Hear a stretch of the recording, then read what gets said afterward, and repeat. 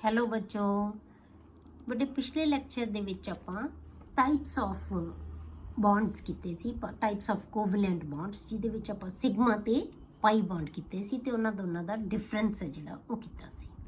ਠੀਕ ਹੈ, ਹੁਣ ਅੱਜ ਬੇਟੇ ਆਪਾਂ ਲਾਈਵ ਕਲਾਸ ਦੇ ਵਿੱਚ ਆਪਾਂ ਸ਼ੁਰੂ ਵੀ ਕੀਤਾ ਸੀ ਕਿ ਟੌਪਿਕ ਹਾਈਬ੍ਰਿਡਾਈਜੇਸ਼ਨ ਅੱਗੇ, ਪਰ ਮੀਟਿੰਗ ਆਪਣੀ ਐਂਡ ਹੋ ਗਈ ਸੀ ਤਾਂ ਆਪਾਂ ਡਿਸਕਸ ਪ੍ਰੋਪਰ ਨਹੀਂ ਕਰ ਸਕੇ ਸੀ। ਤੇ ਆਪਾਂ ਅੱਜ ਪੜ੍ਹਦੇ ਹਾਂ ਕਨਸੈਪਟ ਆਫ ਹਾਈਬ੍ਰਿਡਾਈਜੇਸ਼ਨ।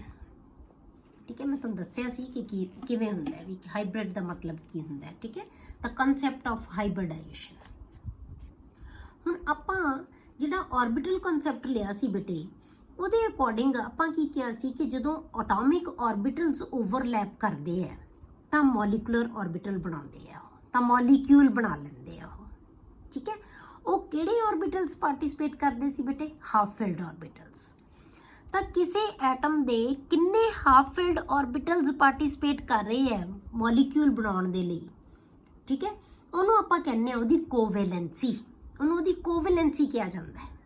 ਠੀਕ ਹੈ, the number of half-filled orbitals belonging to a particular atom taking part in the overlap represents its covalency. ਜਿਵੇਂ ਆਪਾਂ ਐਗਜ਼ਾਮਪਲ ਲਈਏ ਵਾਟਰ ਦੀ, ਵਾਟਰ ਮੋਲੀਕਿਊਲ ਦੇ ਵਿੱਚ ਜਿਹੜੀ ਆਕਸੀਜਨ ਹੈ ਉਹਦੀ ਕੋਵੈਲੈਂਸੀ ਕਿੰਨੀ ਹੈ? 2 ਹੈ। ਆਕਸੀਜਨ ਕੋਲ 2 ਹਾਫ ਫਿਲਡ ਆਰਬਿਟਲਸ ਹੁੰਦੇ ਆ ਤੇ ਇਹਦੀ ਕੋਵੈਲੈਂਸੀ ਕਿੰਨੀ ਹੁੰਦੀ ਹੈ? 2 ਹੈ। ਜੇ ਆਪਾਂ ਅਮੋਨੀਆ ਦੇ ਵਿੱਚ ਨਾਈਟ੍ਰੋਜਨ ਦੀ ਕੋਵੈਲੈਂਸੀ ਲਈਏ ਤਾਂ ਉਹ ਕਿੰਨੀ ਹੁੰਦੀ ਹੈ? 3 ਹੁੰਦੀ ਹੈ, ਕਿਉਂਕਿ ਨਾਈਟ੍ਰੋਜਨ ਕੋਲ ਹਾਫ ਫਿਲਡ ਆਰਬਿਟਲਸ ਕਿੰਨੇ ਹੁੰਦੇ ਆ ਬੇਟੇ? 3 ਹੁੰਦੇ ਆ। ਤਾਂ ਨਾਈਟ੍ਰੋਜਨ ਦੀ ਕੋਵੈਲੈਂਸੀ ਹੈ ਜਿਹੜੀ ਉਹ 3 ਹੁੰਦੀ ਹੈ। ਤਾਂ ਇਹ ਤਾਂ ਅੰਡਰਸਟੂਡ ਹੈ ਕਿ ਜਿੰਨੇ ਹਾਫ ਫਿਲਡ ਆਰਬਿਟਲਸ ਹੋਣਗੇ ਕਿਸੇ ਐਟਮ ਕੋਲ, ਸੈਂਟਰਲ ਐਟਮ ਕੋਲ, ਉਨੀ ਉਹਦੀ ਕੋਵੈਲੈਂਸੀ ਹੋਏਗੀ, ਉਨੀ ਉਹ ਕੰਬਾਈਨ ਹੋਏਗੀ ਦੂਜੀਆਂ ਐਟਮਸ ਦੇ ਨਾਲ। ਠੀਕ ਹੈ, ਕੰਬਾਈਨਿੰਗ ਕਪੈਸਿਟੀ ਅਸੀਂ ਜਿਹਨੂੰ ਕਹਿ ਦਿੰਦੇ ਹਾਂ। But same principle is not applied to the formation of covalent compounds of elements like beryllium, boron, carbon. ਇਹਨਾਂ ਕੰਪਾਊਂਡਸ ਦੇ ਜਦੋਂ ਇਹਨਾਂ ਐਲੀਮੈਂਟਸ ਦੇ ਜਦੋਂ ਅਸੀਂ ਕੰਪਾਊਂਡਸ ਬਣਾਉਂਦੇ ਆ ਨਾ ਬੇਟੇ, ਕੋਵੈਲੈਂਟ ਕੰਪਾਊਂਡਸ ਬਣਾਉਂਦੇ ਆ, ਉਹਨਾਂ ਵਾਸਤੇ ਇਹ ਵਾਲਾ ਪ੍ਰਿੰਸੀਪਲ ਹੈ ਜਿਹੜਾ ਇਹ ਕੰਮ ਨਹੀਂ ਕਰਦਾ, ਇਹ ਅਪਲਾਈ ਨਹੀਂ ਹੁੰਦਾ ਉਹਦੇ ਤੇ। ਮਤਲਬ ਕੀ ਹੈ ਕਿ ਜੇ ਅਸੀਂ ਇਹ ਕਹੀਏ ਕਿ ਜਿੰਨੇ ਉਹਦੇ ਕੋਲੇ ਹਾਫ ਫਿਲਡ ਆਰਬਿਟਲ ਹੈ ਸਿਰਫ ਉਹਨਾਂ ਨਾਲ ਹੀ ਉਹ ਉਨੀਆਂ ਐਟਮ ਨਾਲ ਹੀ ਕੰਬਾਈਨ ਕਰੇਗਾ, ਤਾਂ ਇਹ ਪ੍ਰਿੰਸੀਪਲ ਹੈ ਜਿਹੜਾ ਉਹਨਾਂ ਤੇ ਇੰਪਲੀਮੈਂਟ ਨਹੀਂ ਹੁੰਦਾ, ਅਪਲਾਈ ਨਹੀਂ ਹੁੰਦਾ ਇਹ। ਠੀਕ ਹੈ, ਹੁਣ ਆਪਾਂ ਐਗਜ਼ਾਮਪਲ ਲੈਂਦੇ ਹਾਂ ਜਿਵੇਂ ਕਾਰਬਨ ਦੀ। ਜੇ ਆਪਾਂ ਕਾਰਬਨ ਦੀ ਕਨਫਿਗਰੇਸ਼ਨ ਲਿਖੀਏ ਬੇਟੇ ਤਾਂ ਕਾਰਬਨ ਦੀ ਕਨਫਿਗਰੇਸ਼ਨ ਕੀ ਹੈ? 1s2 2s2 and 2p2। 2px1 ਆ ਗਿਆ, 2py1 ਆ ਗਿਆ। ਇਹਦਾ ਮਤਲਬ ਬੇਟੇ ਕਾਰਬਨ ਦੇ ਕੋਲ ਕਿੰਨੇ ਹਾਫ ਫਿਲਡ ਆਰਬਿਟਲਸ ਹੈ? 2। ਇਹਦਾ ਮਤਲਬ ਕਾਰਬਨ ਦੀ ਕੋਵੈਲੈਂਸੀ ਕਿੰਨੀ ਹੋਣੀ ਚਾਹੀਦੀ ਹੈ? 2। ਇਸ ਤੋਂ ਕਲੀਅਰ ਹੈ ਕਿ ਕਾਰਬਨ ਦੀ ਕੋਵੈਲੈਂਸੀ ਹੈ ਜਿਹੜੀ ਉਹ ਕੀ ਹੈ? 2 ਹੈ। ਪਰ ਜੇ ਅਸੀਂ ਕਾਰਬਨ ਦੇ ਕੰਪਾਊਂਡਸ ਪੜ੍ਹੀਏ ਨਾ ਬੇਟੇ, ਕੋਈ ਵੀ ਕੰਪਾਊਂਡ ਲੈ ਲਈਏ ਕਾਰਬਨ ਦਾ, ਤਾਂ ਉਹਦੀ ਕੋਵੈਲੈਂਸੀ ਹਮੇਸ਼ਾ ਕਿੰਨੀ ਹੁੰਦੀ ਹੈ? 4 ਹੁੰਦੀ ਹੈ। ਜਿਵੇਂ ਆਪਾਂ ਕਾਰਬਨ ਦੇ ਕੰਪਾਊਂਡਸ ਲੈ ਲਈਏ, ਠੀਕ ਹੈ, in all its compounds such as CH4, CCl4, C2H6, कोई भी ले लिया compound etc, carbon is tetravalent.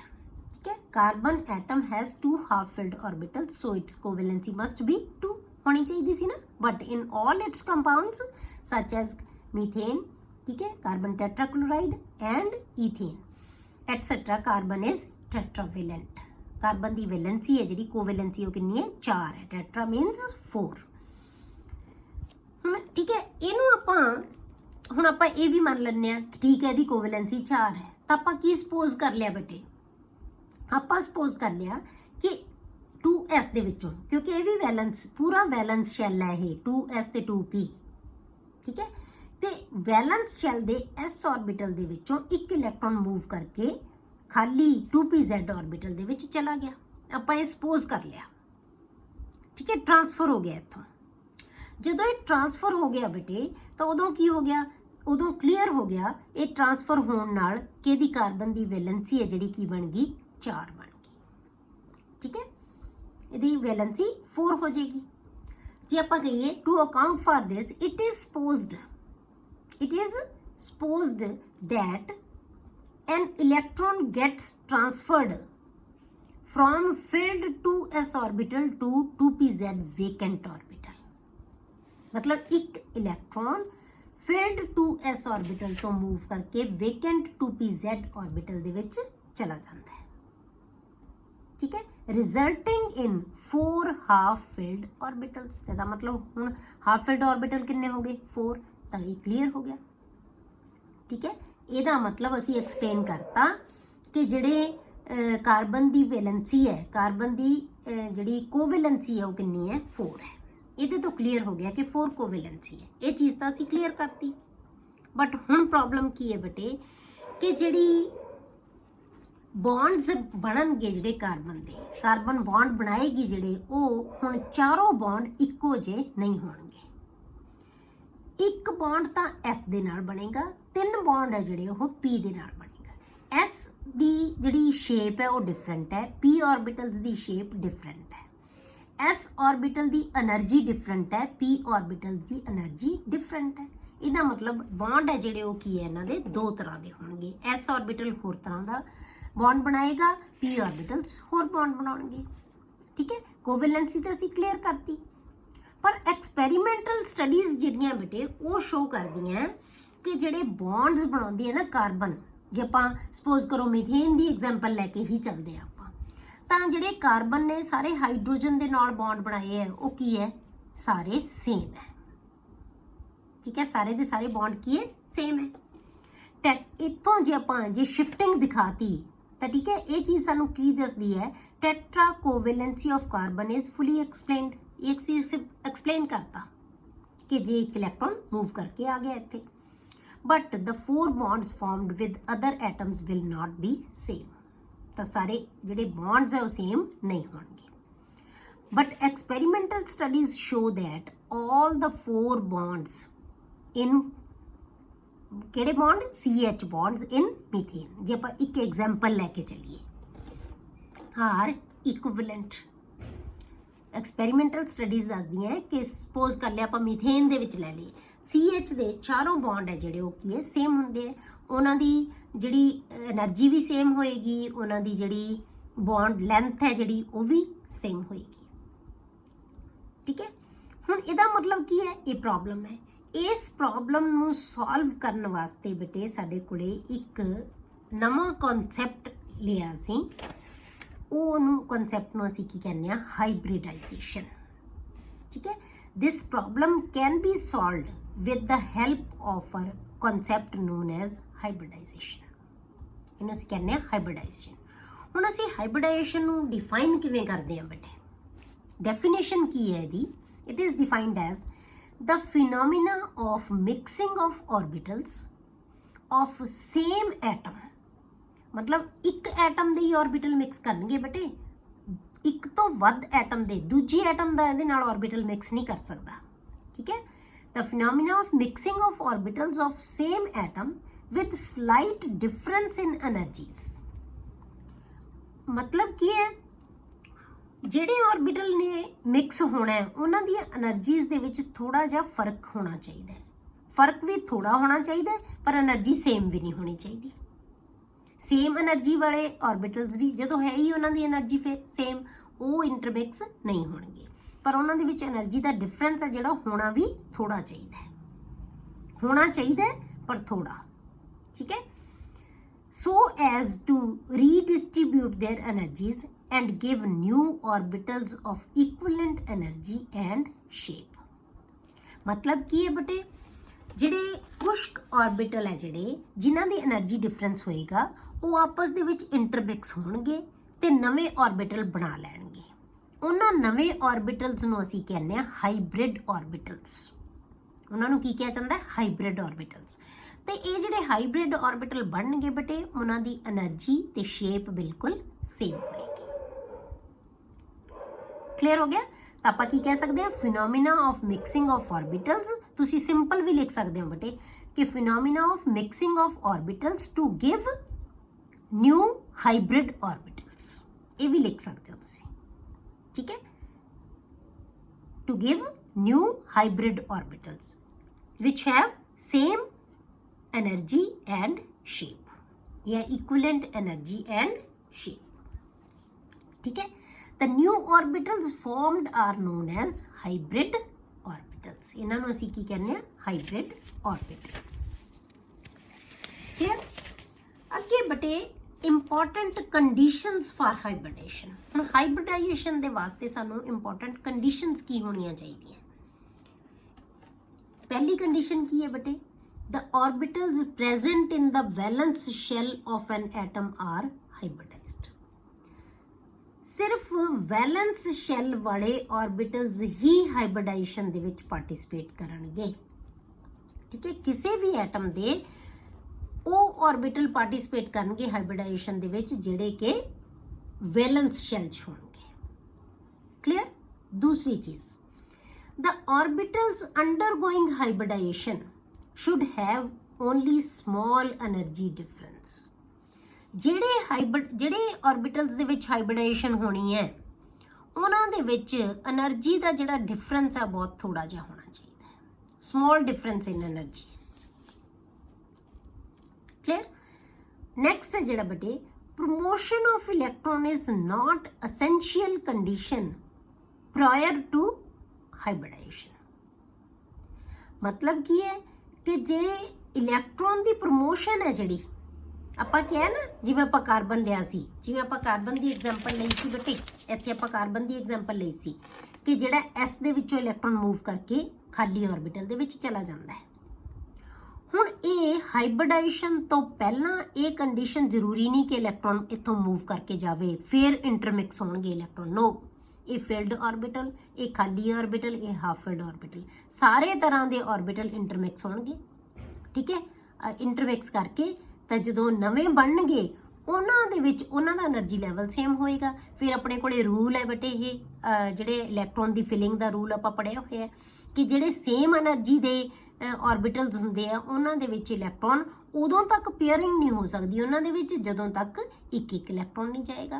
ਹੁਣ ਜਦੋਂ ਚਾਰਾਂ ਦਾ એનર્ਜੀ ਲੈਵਲ ਹੀ ਸੇਮ ਹੋ ਗਿਆ, ਇੰਟਰਮਿਕਸ ਹੋਣ ਤੋਂ ਬਾਅਦ ਚਾਰਾਂ ਦਾ એનર્ਜੀ ਲੈਵਲ ਹੀ ਸੇਮ ਹੋ ਜਾਊਗਾ ਬੇਟੇ ਜਦੋਂ, ਤਾਂ ਉਦੋਂ ਕੀ ਹੈ ਉਹਨਾਂ ਦੇ ਵਿੱਚ ਇੱਕ ਇੱਕ ਇਲੈਕਟ੍ਰੋਨ ਹੀ ਆਪਣੇ ਆਪ ਇੱਕ ਇੱਕ ਇਲੈਕਟ੍ਰੋਨ ਹੀ ਆਏਗਾ। ਤਾਂ ਇਸ ਕਰਕੇ ਆਪਾਂ ਇਹਦੀ ਜਿਹੜੀ ਇਹ ਕੰਡੀਸ਼ਨ ਹੈ कि जरूरी नहीं, ये एसेंशियल कंडीशन नहीं कि हाइब्रिडाइजेशन तो पहला ही इलैक्ट्रॉन इत्थे शिफ्ट होवे, ये जरूरी नहीं। ਜਿਹੋ ਜਿਹੇ ਇਲੈਕਟ੍ਰੋਨ ਹੈਗੇ ਆ ਉਵੇਂ ਦੇ ਉਵੇਂ ਇਹ ਪਾਰਟਿਸਿਪੇਟ ਕਰ ਸਕਦੇ ਆ। ਇਹ ਫਿਲਡ ਆਰਬਿਟਲ ਪਾਰਟਿਸਿਪੇਟ ਕਰੇਗਾ, ਇਹ ਹਾਫ ਫਿਲਡ, ਇਹ ਹਾਫ ਫਿਲਡ, ਇਹ ਖਾਲੀ। ਠੀਕ ਹੈ, ਇਹ ਚਾਰੋਂ ਆਰਬਿਟਲ ਪਾਰਟਿਸਿਪੇਟ ਕਰਨਗੇ ਹਾਈਬ੍ਰਿਡਾਈਜੇਸ਼ਨ ਚ, ਨਵੇਂ ਹੀ ਆਰਬਿਟਲ ਬਣ ਜਾਣਗੇ, ਚਾਰੋਂ ਬਣਨਗੇ, ਚਾਰੋਂ ਹਾਫ ਫਿਲਡ ਆਪਣੇ ਆਪ ਹੀ ਹੋ ਜਾਣਗੇ।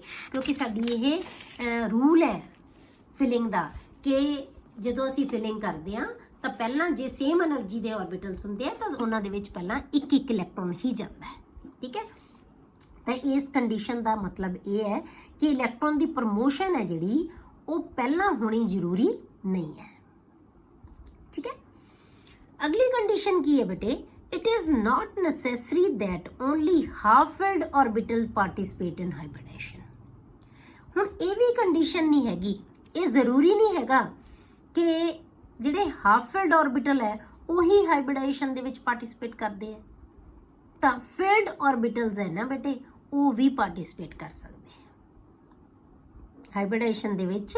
ਫਿਲਡ ਆਰਬਿਟਲਸ ਵੀ ਪਾਰਟਿਸਿਪੇਟ ਕਰ ਸਕਦੇ ਆ। ਨੈਕਸਟ ਆਪਾਂ ਕਰਦੇ ਆ ਬੇਟੇ ਸੇਲੀਐਂਟ ਫੀਚਰਸ ਆਫ ਹਾਈਬ੍ਰਿਡਾਈਜੇਸ਼ਨ। ਹੁਣ ਜਿਹੜੇ ਮੇਨ ਇਹਦੇ ਫੀਚਰਸ ਕੀ ਹੈ, ਮੇਨ ਫੀਚਰਸ ਕੀ ਲੈਣੇ ਆਪਾਂ ਜਿਹੜੀ ਹਾਈਬ੍ਰਿਡਾਈਜੇਸ਼ਨ ਦੇ ਹੈ। ਹਾਈਬ੍ਰਿਡਾਈਜੇਸ਼ਨ ਹੈ ਨਾ ਬੇਟੇ, ਇਹ ਇੱਕ ਸਿਰਫ ਥਿਓਰੈਟੀਕਲ ਕਨਸੈਪਟ ਹੈ, ਮਤਲਬ ਇਹ ਪ੍ਰੈਕਟੀਕਲ ਨਹੀਂ ਹੈ। ਇਹ ਸਾਡੀ ਸੋਚ ਹੈ ਸਿਰਫ ਕਿ ਅਸੀਂ ਆਰਬਿਟਲ ਲਏ, ਉਹਨਾਂ ਨੂੰ ਮਿਕਸ ਕੀਤਾ ਤਾਂ ਜਿਹੜੀ ਨਵੀਂ ਚੀਜ਼ ਬਣੇਗੀ ਉਹ ਮਿਕਸ ਹੋ ਕੇ ਆਏਗੀ। ਇਹ ਇੱਕ ਸਿਰਫ ਥਿਓਰੈਟੀਕਲ ਕਨਸੈਪਟ ਹੈ, ਥਿਊਰੀ ਦੇ ਵਿੱਚ ਹੀ ਇਹਨੂੰ ਪੜ੍ਹਦੇ ਹਾਂ ਅਸੀਂ, ਇਹਦੀ ਪ੍ਰੈਕਟੀਕਲ ਐਕਸਪਲੇਨੇਸ਼ਨ ਕੋਈ ਨਹੀਂ ਹੈ। ਮਤਲਬ ਇਹ ਨਹੀਂ ਹੈ ਕਿ ਵਾਕਈ ਇਹ ਹੁੰਦਾ ਉਹਦੇ ਵਿੱਚ, ਇਹ ਸਾਡੀ ਸਿਰਫ ਸੋਚ ਹੈ ਕਿ ਇੰਦਾ ਹੁੰਦਾ ਹੋਏਗਾ। ਠੀਕ ਹੈ, ਇਹ ਸਿਰਫ ਥਿਓਰੈਟੀਕਲ ਕਨਸੈਪਟ ਹੈ। ਦ ਮੇਨ ਫੀਚਰਸ ਆਰ, ਹੁਣ ਇਹਦੇ ਮੇਨ ਫੀਚਰਸ ਕੀ ਹੈ, ਪਹਿਲਾ ਕੀ ਹੈ ਸਭ ਤੋਂ ਬੇਟੇ, the number of hybrid orbitals is equal to the number of atomic orbitals taking part in the hybridization। मतलब जिन्ने ऑर्बिटल ਪਾਰਟਿਸਿਪੇਟ ਕਰਨਗੇ ਹਾਈਬ੍ਰਿਡਾਈਜੇਸ਼ਨ ਦੇ ਵਿੱਚ ਉਨੇ ਹੀ ਨਵੇਂ ਆਰਬਿਟਲ ਬਣਨਗੇ ਜਿਨ੍ਹਾਂ ਨੂੰ ਅਸੀਂ ਹਾਈਬ੍ਰਿਡ ਆਰਬਿਟਲਸ ਕਹਿ ਦਿੰਦੇ ਆ। ਜਿਵੇਂ ਕਾਰਬਨ ਦੇ ਵਿੱਚ ਬੇਟੇ, ਕਾਰਬਨ ਦੇ ਵਿੱਚ ਕਿੰਨੇ ਆਰਬਿਟਲਸ ਨੇ ਪਾਰਟਿਸਿਪੇਟ ਕੀਤਾ ਸੀ? ਆ 4 ਨੇ, ਵੈਲੈਂਸ ਨੇ। ਤਾਂ ਜਿਹੜੇ ਨਵੇਂ ਆਰਬਿਟਲ ਬਣਨਗੇ ਉਹ ਵੀ ਕਿੰਨੇ ਬਣਨਗੇ? 4 ਹੀ ਬਣਨਗੇ। ਠੀਕ ਹੈ, ਤਾਂ ਜਿੰਨੇ ਆਰਬਿਟਲ ਹਾਈਬ੍ਰਿਡਾਈਜੇਸ਼ਨ ਚ ਪਾਰਟਿਸਿਪੇਟ ਕਰਦੇ ਆ ਉਨੇ ਹੀ ਨਵੇਂ ਹਾਈਬ੍ਰਿਡ ਆਰਬਿਟਲਸ ਬਣਦੇ ਆ, ਉਹਨਾਂ ਦਾ ਨੰਬਰ ਉਨਾ ਹੀ ਰਹੇਗਾ। ਦੂਸਰੀ ਚੀਜ਼, ਤਾਂ hybridized orbitals are always equivalent in energy and shape. Hybrid orbitals ਬੇਟੇ ਹਮੇਸ਼ਾ એનર્ਜੀ ਤੇ ਸ਼ੇਪ ਦੋਨਾਂ ਦੇ ਵਿੱਚ ਕੀ ਹੋਣਗੇ? ਸੇਮ ਹੋਣਗੇ, ਉਹ ਇਕੁਇਵਲੈਂਟ ਹੋਣਗੇ। ਤੀਸਰੀ ਚੀਜ਼ ਕੀ ਹੈ ਬੇਟੇ? The hybrid orbitals are more effective in forming stable bonds than the pure atomic orbitals। मतलब ਕੀ ਹੈ ਕਿ ਜਿਹੜੇ ਜਿੰਨਾ ਵੀ ਕੰਪਾਊਂਡ ਦੇ ਵਿੱਚ ਹਾਈਬ੍ਰਿਡਾਈਜੇਸ਼ਨ ਹੁੰਦੀ ਹੈ, ਜਿਹੜੇ ਉਹਨਾਂ ਦੇ ਹਾਈਬ੍ਰਿਡ ਆਰਬਿਟਲਸ ਹੈ ਨਾ ਜਿਹੜੇ, ਉਹ ਜ਼ਿਆਦਾ ਸਟੇਬਲ ਕੰਪਾਊਂਡਸ ਬਣਾਉਂਦੇ ਹੈ as compare to pure atomic orbital. ਮਤਲਬ ਹਾਈਬ੍ਰਿਡਾਈਜੇਸ਼ਨ ਤੋਂ ਬਿਨਾਂ ਜਿਹੜੇ ਕੰਪਾਊਂਡਸ ਬਣਾਉਂਦੇ ਹੈ ਜਾਂ ਬੌਂਡਸ ਬਣਾਉਂਦੇ ਹੈ ਉਹ ਘੱਟ ਸਟੇਬਲ ਹੁੰਦੇ ਹੈ, ਪਰ ਜਿਹੜੇ ਹਾਈਬ੍ਰਿਡ ਆਰਬਿਟਲਸ ਕੰਪਾਊਂਡ ਬਣਾਉਂਦੇ ਹੈ ਜਾਂ ਬੌਂਡ ਬਣਾਉਂਦੇ ਹੈ ਉਹ ਕੀ ਹੈ? ਜ਼ਿਆਦਾ ਸਟੇਬਲ ਹੁੰਦੇ ਹੈ। The type of hybridization indicates the geometry of the molecule। ਹੁਣ ਇਹ ਇੰਡੀਕੇਟ ਕਰਦੀ ਹੈ ਜਿਓਮੈਟਰੀ ਨੂੰ, ਟਾਈਪ ਆਫ ਹਾਈਬ੍ਰਿਡਾਈਜੇਸ਼ਨ। ਜਿਹੜੇ ਹਾਈਬ੍ਰਿਡ ਆਰਬਿਟਲਸ ਹੁੰਦੇ ਆ ਨਾ ਬੇਟੇ, ਇਹ ਆਪਣੇ ਆਪ ਨੂੰ ਇਸ ਤਰ੍ਹਾਂ ਨਾਲ ਸੈੱਟ ਕਰਦੇ ਹੈ ਕਿ ਉੱਥੇ ਮਿਨੀਮਮ ਰਿਪਲਸ਼ਨ ਹੋ ਜਾਂਦੀ ਹੈ ਉਹਨਾਂ ਦੇ ਵਿੱਚ। ਇਹ ਆਰਬਿਟਲਸ ਇੱਕ ਦੂਜੇ ਤੋਂ ਮੈਕਸਿਮਮ ਦੂਰ ਚਲੇ ਜਾਂਦੇ ਆ। ਜਦੋਂ ਮੈਕਸਿਮਮ ਦੂਰ ਚਲੇ ਜਾਂਦੇ ਆ ਤਾਂ ਉਹਨਾਂ ਦੀ ਇੱਕ ਪ੍ਰੋਪਰ ਜਿਓਮੈਟਰੀ ਬਣ ਜਾਂਦੀ ਹੈ। ਜਿਵੇਂ ਆਪਾਂ VSEPR ਥਿਊਰੀ ਦੇ ਵਿੱਚ ਜਿਓਮੈਟਰੀ ਪੜ੍ਹੀ ਸੀ, ਠੀਕ ਹੈ, ਉੱਥੇ ਆਪਾਂ ਪੇਅਰ ਆਫ ਇਲੈਕਟ੍ਰੋਨਸ ਕੱਢੇ ਸੀ। ਪੇਅਰ ਆਫ ਇਲੈਕਟ੍ਰੋਨਸ ਜਿਹੜਾ ਨੰਬਰ ਆਇਆ ਸੀ ਨਾ ਤੁਹਾਡੇ ਕੋਲੇ, 2 ਆਉਂਦਾ ਜਾਂ 3 ਆਉਂਦਾ ਜਾਂ 4 ਆਉਂਦਾ, ਉਹ ਕੀ ਹੈ? ਹਾਈਬ੍ਰਿਡਾਈਜ਼ਡ ਆਰਬਿਟਲਸ ਦਾ ਨੰਬਰ ਹੈ। ਉਹ ਹਾਈਬ੍ਰਿਡਾਈਜ਼ਡ ਆਰਬਿਟਲਸ ਦੇ ਨੰਬਰ ਦੇ ਬਰਾਬਰ ਹੋਏਗਾ। ਤਾਂ ਜਿਵੇਂ ਉਹ ਪੇਅਰ ਇੱਕ ਦੂਜੇ ਤੋਂ ਦੂਰ ਜਾਂਦੇ ਸੀ, ਉਵੇਂ ਹੀ ਹਾਈਬ੍ਰਿਡ ਆਰਬਿਟਲਸ, ਉਹ ਵੀ ਆਰਬਿਟਲਸ ਹੀ ਸੀ ਨਾ, ਆਰਬਿਟਲਸ ਦੇ ਵਿੱਚ ਹੀ ਇਲੈਕਟ੍ਰੋਨ ਹੁੰਦੇ ਆ, ਤਾਂ ਉਹ ਦੂਰ ਹੁੰਦੇ ਸੀ। ਇਵੇਂ ਆਰਬਿਟਲਸ ਵੀ ਇੱਕ ਦੂਜੇ ਤੋਂ ਦੂਰ ਹੋਣਗੇ ਤਾਂ ਉਹ ਸ਼ੇਪ ਜੋ ਬਣਦੀ ਸੀ ਉੱਥੇ, ਉਹੀ ਸ਼ੇਪ ਹਾਈਬ੍ਰਿਡਾਈਜੇਸ਼ਨ ਹੋਏਗੀ। ਠੀਕ ਹੈ, ਮਤਲਬ ਕਿ ਕੋਰਿਲੇਟ ਉਹਦੇ ਨਾਲ ਹੋਇਆ ਹੋਇਆ ਬਿਲਕੁਲ ਇਹ। ਠੀਕ ਹੈ, type of hybridization indicates the geometry of the molecule. ਹੁਣ ਹਾਈਬ੍ਰਿਡਾਈਜੇਸ਼ਨ ਜਿਹੜੀ ਆਏਗੀ ਤੁਹਾਡੇ ਕੋਲੇ, ਉਹ ਹਾਈਬ੍ਰਿਡਾਈਜੇਸ਼ਨ ਹਮੇਸ਼ਾ ਬੇਟੇ ਸਾਨੂੰ ਨੰਬਰ ਆਫ ਆਰਬਿਟਲਸ ਨੂੰ ਦੱਸੇਗੀ ਕਿ ਕਿੰਨੇ ਆਰਬਿਟਲਸ ਪਾਰਟਿਸਿਪੇਟ ਕਰ ਰਹੇ ਹੈ। ਜਿੰਨੇ ਆਰਬਿਟਲ ਪਾਰਟਿਸਿਪੇਟ ਕਰਨਗੇ ਇਹਦਾ ਮਤਲਬ ਉਹਨੇ ਇਲੈਕਟ੍ਰੋਨ ਦੇ ਪੇਅਰ ਬਣਨਗੇ। ਜਿੰਨੇ ਇਲੈਕਟ੍ਰੋਨ ਦੇ ਪੇਅਰ ਹੁੰਦੇ ਹੈ ਉਨੀ ਉਹਦੀ ਉਹੀ ਜੀ ਅਸੀਂ ਸ਼ੇਪ ਦੇਖਦੇ ਹਾਂ। 2 ਪੇਅਰਸ ਨਾਲ ਕਿਹੜੀ ਸ਼ੇਪ ਹੁੰਦੀ ਹੈ? 2 ਨਾਲ ਕੀ ਆਪਾਂ ਬਣਾਉਂਦੇ ਸੀ? ਲੀਨੀਅਰ। 3 ਨਾਲ ਟ੍ਰਿਗੋਨਲ ਪਲੈਨਰ। 4 ਨਾਲ ਟੈਟਰਾਹੈਡਰਲ। ਇਹ ਹਾਈਬ੍ਰਿਡਾਈਜੇਸ਼ਨ, ਇਹਨੂੰ ਹੀ ਅਸੀਂ ਹਾਈਬ੍ਰਿਡਾਈਜੇਸ਼ਨ ਕਹਿੰਦੇ ਹਾਂ। ਉਹਨੂੰ ਹੀ ਅਸੀਂ ਹਾਈਬ੍ਰਿਡ ਆਰਬਿਟਲਸ ਕਵਾਂਗੇ। ਜੇ 2 ਹਾਈਬ੍ਰਿਡ ਆਰਬਿਟਲ ਹੈ ਤਾਂ ਕੀ ਬਣੇਗਾ? ਲੀਨੀਅਰ। ਜੇ 3 ਹੈ ਤਾਂ ਟ੍ਰਿਗੋਨਲ ਪਲੈਨਰ। ਜੇ 4 ਹਾਈਬ੍ਰਿਡ ਆਰਬਿਟਲਸ ਹੈ ਤਾਂ ਕੀ ਬਣੇਗਾ? ਟੈਟਰਾਹੈਡਰਲ। ਮਤਲਬ ਕੀ ਹੈ ਕਿ ਹਾਈਬ੍ਰਿਡਾਈਜੇਸ਼ਨ ਹੈ ਜਿਹੜੀ ਬੇਟੇ, ਉਹ ਜਿਓਮੈਟਰੀ ਨੂੰ ਇੰਡੀਕੇਟ ਕਰਦੀ ਹੈ ਮੋਲੀਕਿਊਲ ਦੀ। ਨੈਕਸਟ ਹੈ ਬੇਟੇ ਟਾਈਪਸ ਆਫ ਹਾਈਬ੍ਰਿਡਾਈਜੇਸ਼ਨ। ਹੁਣ ਇਹ ਬਹੁਤ ਇੰਪੋਰਟੈਂਟ ਹੈ, ਟਾਈਪਸ ਆਫ ਹਾਈਬ੍ਰਿਡਾਈਜੇਸ਼ਨ, ਕਿਉਂਕਿ ਇਹ ਤੁਹਾਨੂੰ ਸਾਰੇ ਅੱਗੇ ਕੈਮਿਸਟਰੀ ਦੇ ਵਿੱਚ ਕੰਮ ਆਉਂਦੇ ਰਹਿਣੇ ਆ। ਇੱਥੇ ਤੁਹਾਨੂੰ ਕਲੈਰਿਟੀ ਹੋਣੀ ਚਾਹੀਦੀ ਹੈ ਇਹਦੀ ਬਿਲਕੁਲ ਬੇਟੇ ਕਿ ਹਾਈਬ੍ਰਿਡਾਈਜੇਸ਼ਨ ਹੈ ਜਿਹੜੀਆਂ ਇਹਦੀਆਂ ਟਾਈਪਸ ਕਿਹੜੀਆਂ ਤੇ ਕਿਹਨੂੰ ਅਸੀਂ ਕਹਿੰਦੇ ਹਾਂ, ਨਾਮ ਕੀ ਹੈ ਉਹਦਾ, ਕਿਵੇਂ ਹਾਈਬ੍ਰਿਡ ਆਰਬਿਟਲਸ ਬਣਨਗੇ। Hybridization is of different types depending upon the nature and the number of orbitals। ਕਿਹਦੇ ਤੇ ਡਿਪੈਂਡ ਕਰੇਗੀ? ਕਿਹੋ ਜਿਹਾ ਆਰਬਿਟਲ ਹੈ, ਕਿਹੜਾ ਆਰਬਿਟਲ, ਉਹਦੀ ਨੇਚਰ ਕੀ ਹੈ ਤੇ ਉਹਦਾ ਨੰਬਰ ਕਿੰਨਾ ਹੈ। ਐਂਡ ਨੰਬਰ ਆਫ ਆਰਬਿਟਲਸ, ਨੇਚਰ ਤੇ ਨੰਬਰ ਦੋਨੋਂ ਚੀਜ਼ਾਂ ਜਿਹੜੀਆਂ ਉਹਨਾਂ ਤੇ ਡਿਪੈਂਡ ਕਰੇਗੀ ਟੇਕਿੰਗ ਪਾਰਟ ਇਨ ਦਾ ਹਾਈਬ੍ਰਿਡਾਈਜੇਸ਼ਨ। ਠੀਕ ਹੈ, ਹੁਣ ਆਪਾਂ ਜਿਹੜੀਆਂ ਇੱਥੇ ਤੁਹਾਡੇ ਚੈਪਟਰ ਦੇ ਵਿੱਚ ਡਿਸਕਸ ਕਰਨੀਆਂ ਜਿਹੜੀ ਹਾਈਬ੍ਰਿਡਾਈਜੇਸ਼ਨ, ਉਹਦੇ ਵਿੱਚ S, P ਤੇ D ਆਰਬਿਟਲਸ ਦੀ ਪਾਰਟਿਸਿਪੇਸ਼ਨ। ਉਹ ਆਰਬਿਟਲ, ਉਹ ਆਪਾਂ ਕੰਪਾਊਂਡਸ ਲਵਾਂਗੇ ਜਿਨ੍ਹਾਂ ਦੇ ਵਿੱਚ S, P ਤੇ D ਆਰਬਿਟਲਸ ਹੈ ਜਿਹੜੇ ਉਹ ਇਨਵੋਲਵ ਹੋਣਗੇ ਹਾਈਬ੍ਰਿਡਾਈਜੇਸ਼ਨ ਦੇ ਵਿੱਚ। ਠੀਕ ਹੈ, S, P ਐਂਡ D ਆਰਬਿਟਲਸ। ਹੁਣ ਪਹਿਲਾਂ ਜਿਹੜੀ ਹਾਈਬ੍ਰਿਡਾਈਜੇਸ਼ਨ ਕਰਦੇ ਹਾਂ ਬੇਟੇ ਆਪਾਂ, ਉਹ ਸਿਰਫ ਕੰਪਾਊਂਡਸ ਲਵਾਂਗੇ ਜਾਂ ਉਹ ਹਾਈਬ੍ਰਿਡਾਈਜੇਸ਼ਨ ਲਵਾਂਗੇ ਜਿਹਦੇ ਵਿੱਚ ਸਿਰਫ S ਤੇ P ਆਰਬਿਟਲਸ ਪਾਰਟਿਸਿਪੇਟ ਕਰਨਗੇ। ਇਕੱਲੇ ਹੀ ਉਹ ਲਵਾਂਗੇ ਜਿਨ੍ਹਾਂ ਦੇ ਵਿੱਚ S ਤੇ पी ਜਿਹੜੇ ऑर्बिटल्स है वो पार्टिसिपेट करनगे। ਤਾਂ ਸਭ ਤੋਂ ਪਹਿਲਾਂ ਆਪਾਂ ਕਰਦੇ ਹਾਂ sp3 ਹਾਈਬ੍ਰਿਡੇਸ਼ਨ। ਤਾਂ s ਤੇ p ਨਾਲ ਜਿਹੜੀ ਹਾਈਬ੍ਰਿਡੇਸ਼ਨ ਬਣੇਗੀ ਉਹ ਤਿੰਨ ਤਰ੍ਹਾਂ ਦੀ ਹੁੰਦੀ ਹੈ ਬੇਟੇ, sp3, sp2 ਐਂਡ sp। ਕਿਉਂਕਿ p ਦੇ ਵਿੱਚ s ਦਾ ਤਾਂ ਇੱਕੋ ਹੀ ਆਰਬਿਟਲ ਹੁੰਦਾ ਹੈ, p ਦੇ ਤਿੰਨ ਆਰਬਿਟਲ ਹੁੰਦੇ ਆ, ਪਹਿਲਾਂ ਤਿੰਨੇ ਹੀ ਪਾਰਟਿਸਿਪੇਟ ਕਰਨਗੇ ਤਾਂ sp3 ਬਣ ਜਾਏਗਾ। ਫਿਰ p ਦੇ ਦੋ ਆਰਬਿਟਲ ਪਾਰਟਿਸਿਪੇਟ ਕਰਨਗੇ ਤਾਂ sp2 ਬਣ ਜਾਏਗੀ ਹਾਈਬ੍ਰਿਡੇਸ਼ਨ। ਜੇ p ਦਾ ਇੱਕ ਆਰਬਿਟਲ ਪਾਰਟਿਸਿਪੇਟ ਕਰੇਗਾ ਤਾਂ sp ਬਣ ਜਾਏਗੀ ਹਾਈਬ੍ਰਿਡੇਸ਼ਨ। ਠੀਕ ਹੈ, ਤਾਂ ਤਿੰਨ ਤਰ੍ਹਾਂ ਦੀ ਹਾਈਬ੍ਰਿਡੇਸ਼ਨ ਆਪਾਂ ਡਿਸਕਸ ਕਰਨੀ ਹੈ ਜਦੋਂ ਜਿਹੜੀ ਹਾਈਬ੍ਰਿਡੇਸ਼ਨ ਦੇ ਵਿੱਚ s ਤੇ p ਆਰਬਿਟਲਸ ਇਨਵੋਲਵ ਹੋਣਗੇ। ਠੀਕ ਹੈ, ਤਾਂ ਆਪਾਂ ਪਹਿਲਾਂ ਡਿਸਕਸ ਕਰਦੇ ਹਾਂ ਬੇਟੇ sp3 ਹਾਈਬ੍ਰਿਡੇਸ਼ਨ। ਠੀਕ ਹੈ, sp3 ਹਾਈਬ੍ਰਿਡੇਸ਼ਨ ਇਹਨੂੰ ਅਸੀਂ ਟੈਟਰਾਹੈਡਰਲ ਵੀ ਕਹਿ ਦਿੰਦੇ ਹਾਂ। मतलब जिथे sp3 आ गया ना, ये अंडरस्टूड है कि ਇਹਦੀ शेप है जी ज्योमेट्री है वो टैट्राहेड्रन होएगी। ये sp3 का मतलब की है, एक s ऑर्बिटल, एक s ते 3 p दे ऑर्बिटल है, मतलब टोटल 4 ऑर्बिटल्स है। sp3 का मतलब 4 ऑर्बिटल, 3p है ते s एक है, कितने हो गए 4 ऑर्बिटल्स। 4 किवें एक दूजे ਨੂੰ अरेंज करते हैं बेटे टैट्राहेड्रन। तो इन्हों ਅਸੀਂ टैट्राहेड्रन हाइब्रिडेशन भी कहते हैं। ਟੈਟਰਾहेड्रन sp3 ਜਿੱਥੇ ਵਰਡ ਆ ਗਿਆ ਇਹਦਾ ਮਤਲਬ ਕੀ ਹੈ ਟੈਟਰਾहेड्रन। ਜਿੱਥੇ ਤੁਸੀਂ ਟੈਟਰਾहेड्रन ਤੇ ਜੇ ਤੁਹਾਨੂੰ ਜਿਓਮੈਟਰੀ ਪਤਾ ਹੈ ਤਾਂ ਤੁਹਾਨੂੰ ਇਹਦਾ ਮਤਲਬ ਤੁਹਾਨੂੰ ਇਹਦੀ ਹਾਈਬ੍ਰਿਡੇਸ਼ਨ ਵੀ ਪਤਾ ਹੈ। ਕੀ ਲਿਖੋਗੇ sp3। ਕਲੀਅਰ। ਹੁਣ ਇਹਨੂੰ ਆਪਾਂ sp3 ਹਾਈਬ੍ਰਿਡੇਸ਼ਨ ਹੈ ਜਿਹੜੀ ਉਹ ਕਿਵੇਂ ਬਣਦੀ ਹੈ। In this type of hybridization there is mixing of 1 s orbital and 3 p orbitals. ਹੁਣ ਇਹ ਬਣਦਾ ਕਿਵੇਂ ਹੈ, ਜਿਹਦੇ ਵਿੱਚ ਇੱਕ s ऑर्बिटल ਪਾਰਟਿਸਿਪੇਟ ਕਰੇਗਾ ਬੇਟੇ ਤੇ 3 p ਦੇ ऑर्बिटल ਹੈ ਜਿਹੜੇ ਉਹ ਮਿਕਸ ਹੋਣਗੇ।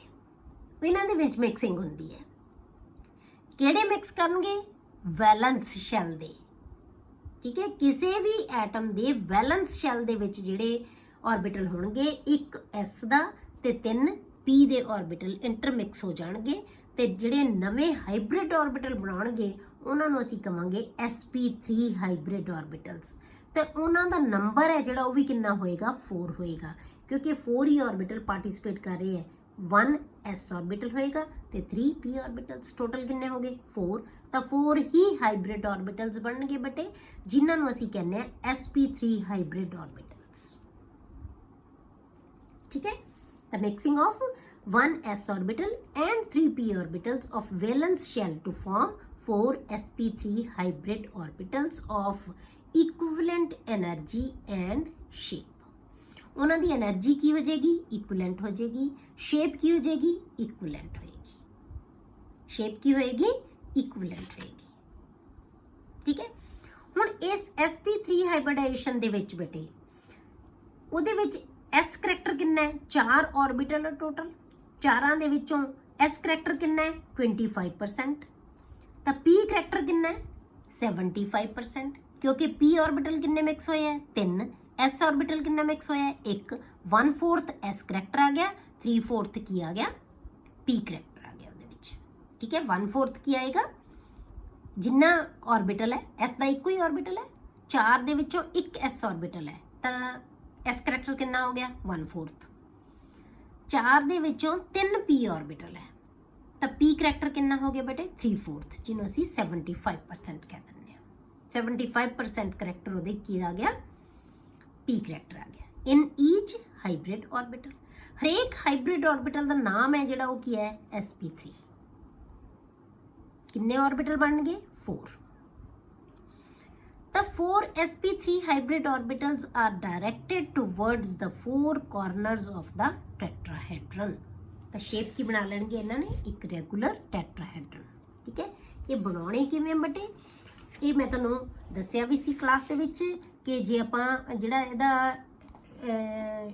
ਹਾਈਬ੍ਰਿਡ ऑर्बिटल ਬਣੇਗਾ ਉਹ ਕਿਵੇਂ ਬਣਦਾ ਬੇਟੇ?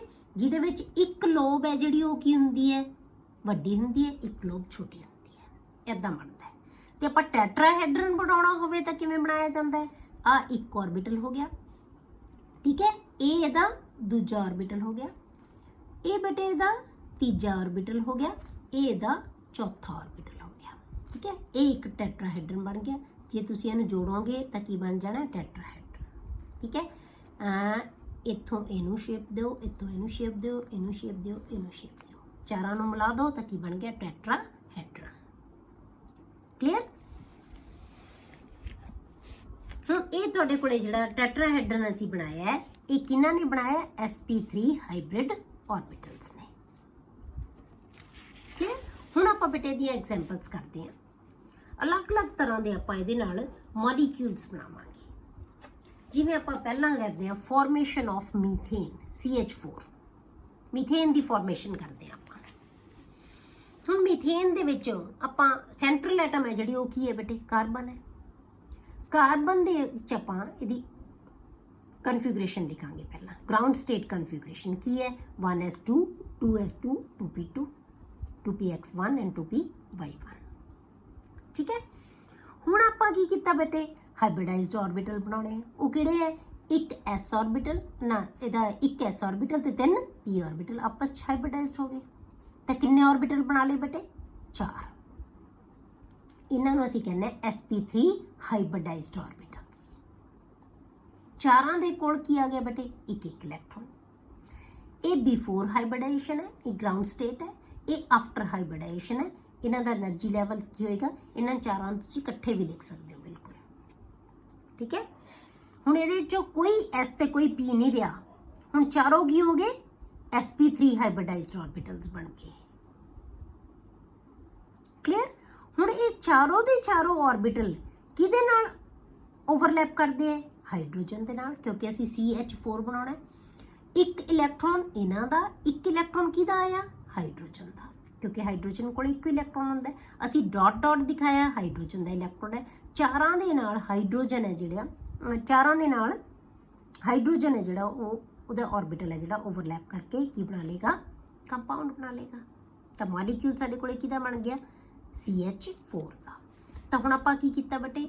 ਚਾਰੋਂ ਆਰਬਿਟਲ ਲੈ ਲਏ ਕਿਹਦੇ?